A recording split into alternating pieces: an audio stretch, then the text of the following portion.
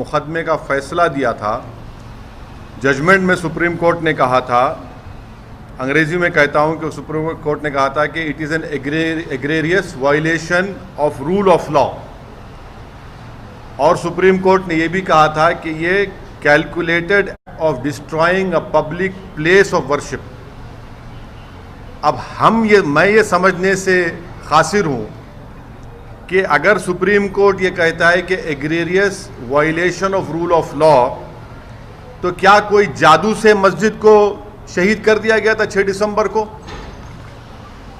क्या कोई जादू से वहां पर 28 और 29 दिसंबर की रात 49 में मूर्तियां रखी गई थी? क्या कोई जादू से उसके ताले खोले गए थे जब राजीव गांधी प्राइम मिनिस्टर थे? इसीलिए मैं ये कहता हूं कि सुप्रीम कोर्ट ने जो बात कही उसके बरखिलाफ आज ये जजमेंट आया है, और ये मैं कहने पर मजबूर हूं कि violence page for you politically. अगर आप वायलेंस करेंगे तो आपको मिल जाएगा, क्योंकि आप अंदाजा लगाइए कि आडवाणी की रथ यात्रा जहां कहीं भी भारत में गई, वहां पर खूनरेजी हुई, मासूम लोगों का कत्ल हुआ, जायदादें जलाई गई, खानदान उजड़ गए, बर्बाद हुए, और आज ये फैसला आता है सीबीआई कोर्ट का जिसमें कहते हैं कि वो स्पॉन्टेनियस नहीं था। तो हम ये जानना चाहते हैं कि भाई साहब, ये कितने दिन, कितने महीने लगेंगे प्रिपरेशन के लिए ताकि वो स्पॉन्टेनियस ना हो? आप बताइए ना, कितने दिन, कितने महीने लगेंगे स्पॉन्टेनियस ना हो? क्या ये बात सच नहीं है कि उमा भारती ने कहा था कि एक धक्का और दो, बाबरी मस्जिद तोड़ दो? क्या दुनिया ने नहीं देखा कि जब बाबरी मस्जिद शहीद हो रही थी तो मिठाइयां बांटे जा रहे थे? आडवाणी, मुरली मनोहर जोशी, उमा भारती, ये सब लोग तो मिठाई खा रहे थे, खुशियां मना रहे थे।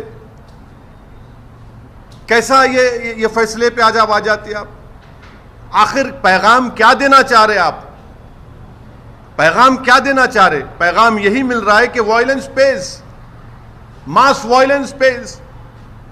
आप अंदाजा लगाइए कि 1950 से अब तक इस मसले में मुसलमानों को इंसाफ नहीं हुआ, और आज ये फैसला आता है 28 साल के बाद। हम आज भी कह रहे हैं, अगर ये मस्जिद नहीं शहीद होती तो क्या 9 नवंबर का सुप्रीम कोर्ट का फैसला आता था? सारी दुनिया ने देखा कि जो लोग वहां शाम में खड़े होकर स्पीचेस दे रहे थे, लोगों को उकसा रहे थे, उनकी मौजूदगी में क्या यह बात सच नहीं है कि सीबीआई की चार्जशीट में एक विटनेस ने कहा कि कल्याण सिंह, उस वक्त के चीफ मिनिस्टर, ने कहा कि रोक कंस्ट्रक्शन पर है, डिस्ट्रक्शन पर नहीं है? वो भी आप नहीं मानेंगे उसको? क्या सीबीआई की चार्जशीट में यह नहीं कहा गया था कि 5 दिसंबर की रात आडवाणी ने विनय कटियार के घर में साजिश रचाई? क्या यह बात सच नहीं है कि आडवाणी ने कल्याण सिंह को कहा कि उस वक्त तक आप रिजाइन मत करिए जब तक कि मस्जिद डिमोलिश नहीं हो जाती, ताकि गवर्नमेंट का डिसमिसल ना हो?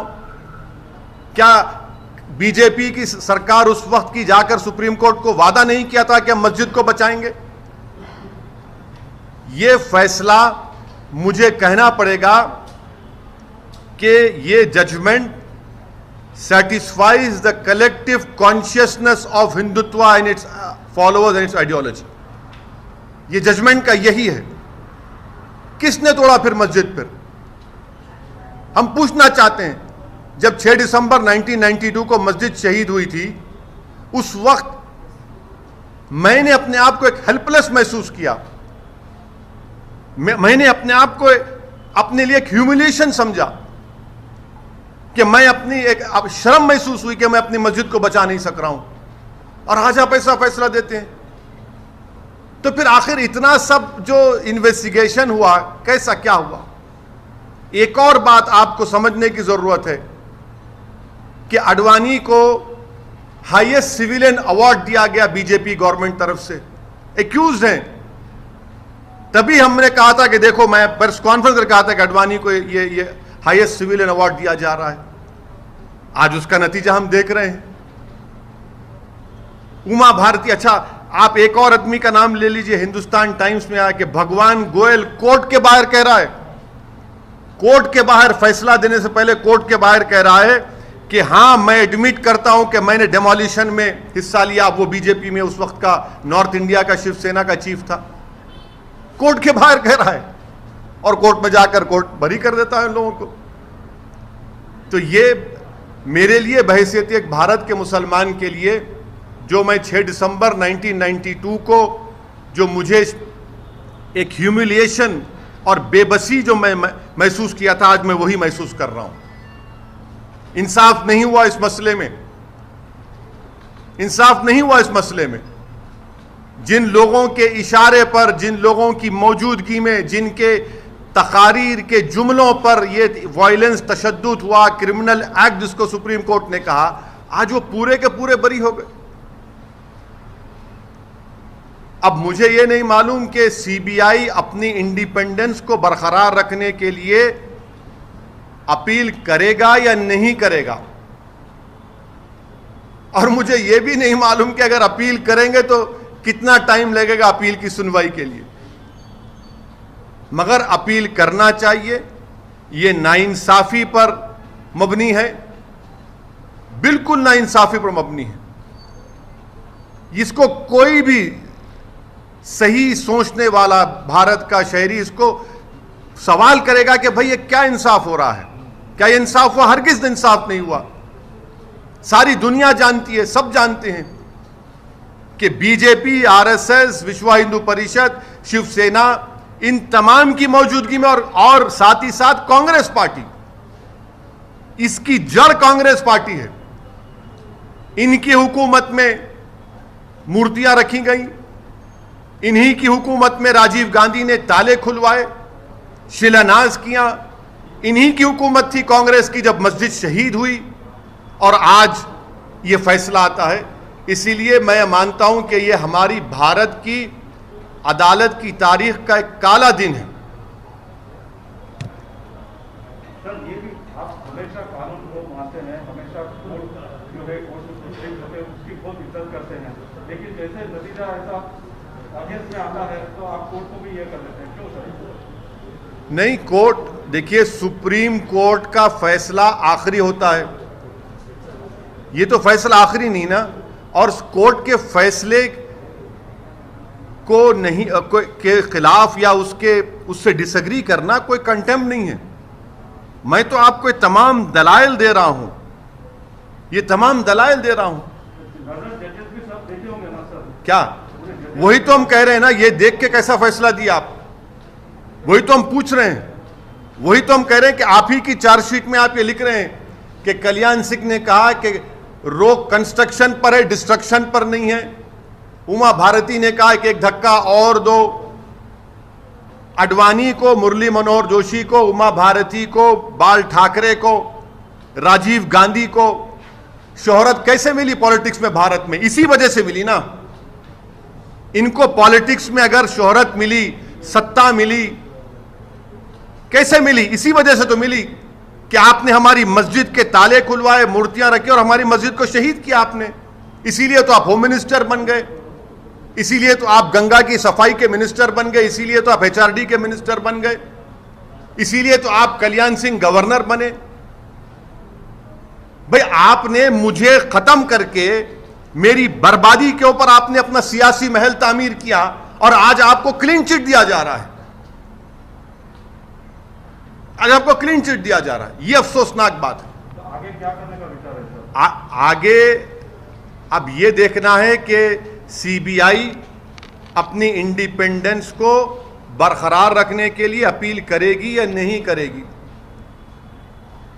और अगर सीबीआई नहीं करती तो मैं मुस्लिम पर्सनल लॉ बोर्ड के जिम्मेदारों से अपील करूंगा कि वो इसके खिलाफ अपील करे।